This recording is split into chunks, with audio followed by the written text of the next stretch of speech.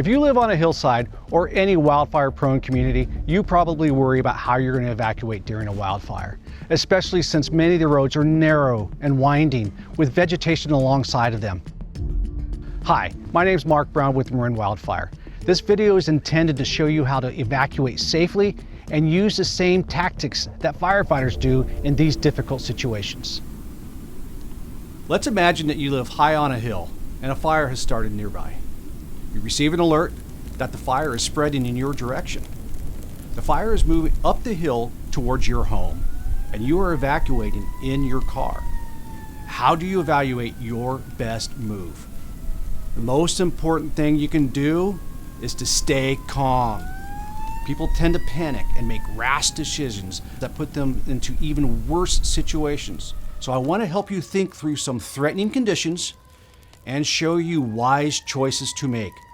This pre-planning will help you keep your wits about you when you need them most. To make life-saving decisions, you need to know a few basics about wildfire behavior. First, fire travels uphill.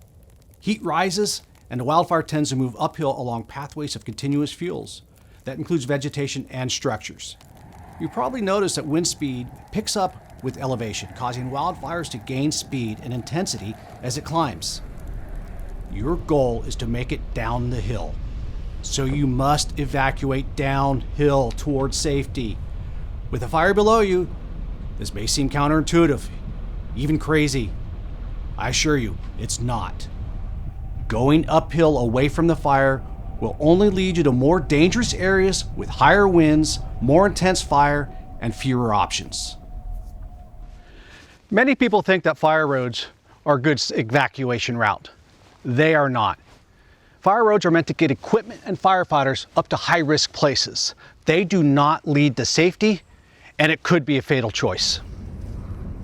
The next thing I want to emphasize is to please stay in your car as you evacuate. Your car provides protection from heat and flames. Firefighters use their vehicles as a place of refuge when they need protection, and your car provides the same function. Contrary to what we see in the media, very few people actually die in their cars during evacuations. There are tragic exceptions, but most of those burned out cars you see in the news were abandoned and pushed off the roads before they ever burned. The real story is that the vast majority of people who survive wildfires get out in their cars. Many people don't trust this advice, thinking they can outrun or outmaneuver a fire on foot. Think of the heat and the burning embers that are falling all around you and the speed at which the fire can rip through an area.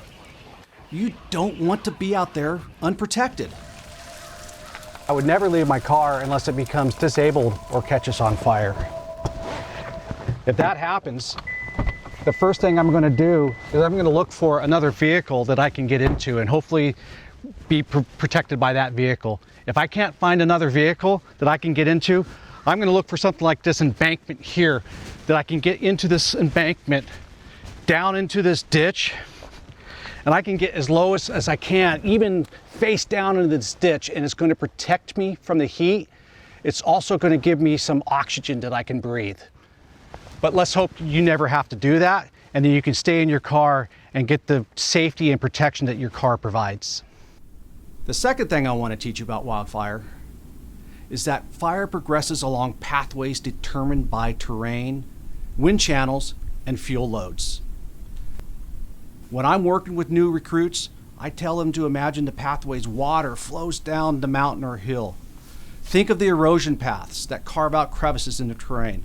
Fire is a fluid and follows these same pathways up, pushed by the wind and increasing its speed as it climbs. Winding roads are a series of in-turns and out-turns, with some straightaways in between. Here is an out-turn. Notice that the down slope is on a protruding bulge along the hill. The wind will channel away from this out-turn in favor of this crevice over here. The wind carries the fire up this chute with the in-turn at the top. I took this footage driving into an in-turn during a campfire. You can see how the wind is driving the fire straight up the chute. Look how long the flames are. They're bending over the road and they've ignited vegetation on the other side. You don't want to be in this type of turn when you see fire there. So I backed up just a few feet from the intern, and I was perfectly safe, and I was able to pause and let the fire burn past. So let me show you what I'm talking about. Coming up here, we have an out turn. And what you see is that I'm turning away from the downslope. The downslope is over here, and I'm turning away from it. At this spot, the fire doesn't really want to burn intensely. It's not going to come up this slope. It's going to go into this canyon. It's going to get drawn into this canyon, which I know means that there is an intern that's coming up. So I'm going to go nice and slow. I'm looking down into the canyon, and I'm looking to the other side of this intern to make sure it is safe. So then I've looked around, I see that it's safe. I can see the other side, and so I'm going to come through. And now here's a perfect example of an intern. As you can see, I'm turning in the direction of the downslope. And this spot right here is where the fire is going to burn most intensely. The wind and the heat is contoured through this intern and right up through here. So I really want to get through this area. And now, as I exit the intern, I'm back into a spot where I'm safe. And remember, while evacuating, slow is fast. Making these strategic pauses and making sound decisions as I go down the slope will get me downhill safely. If we have a fire that's in this intern that we're approaching, and I don't want you to go through an intern with fire in it, what do? We have several options. One of them is to wait here, because as the fire moves through this chute, through this intern, it's going to consume the fuel quickly, and your wait period might be kind of short. And you can wait for the fuel to go through, and then you can pass through. Also, once fuel is already burned, once an area is already burned, there's no fuel left. That could be one of your safest places to be. So that's why going slow and waiting may be your best option. But we also have to use common sense. If this spot right here is just too hot to stay, you have more options. One of the options would be, if you know that your neighbor has done a great job at defensible space, that can be an area of temporary refuge for you. Or you can find a location where an intersection has two roads coming together, where you have a bunch of pavement and clearing. That could be another temporary refuge area for you. And then finally, tucking up against this embankment right here helps bring you away from the slope and helps to shield you from the heat. And this can be a spot to wait until the fuel burns out of the chute, and then you can go through. What I would like you to do on your daily drives to and from your house is to identify locations of relative safety. Remember, these aren't destinations. These are just a place to stay for a little bit so you could be safe. It's worth noting that places of relative safety depend on you and your neighbors taking care of vegetation on your property near the roadway. Make your driveway a safe place to wait it out while the fire burns past. Creating defensible space is one of those things you can control ahead of time.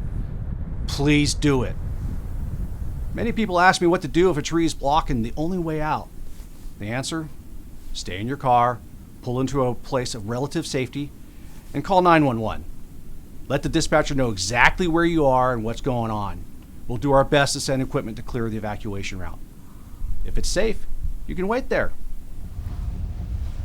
If the fire is encroaching, you may need to backtrack to safety or towards another way out. Remember, this is the time to keep your wits about you. Pause, assess the situation, and make your next best move. That next best move might be to move towards a place that's already burned. And finally, a word about traffic. Traffic jams in and of themselves are not dangerous.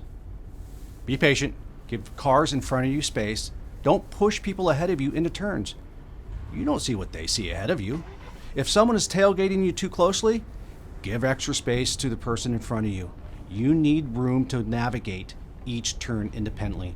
And make sure you can make it all the way across the in-turn before entering. If you live on a hillside, I want you to get ready for wildfire evacuations by doing the following. 1. Identify every in-turn and out-turn on your route downhill. 2. Identify places of relative safety along the way. And 3, clear vegetation on your property near the road. Please pay attention to the weather and fire conditions. On red flag days, when it's dry and windy, be ready to go. If you're concerned about making it down the hill, consider leaving if you receive an evacuation warning. You don't need to wait for the evacuation order.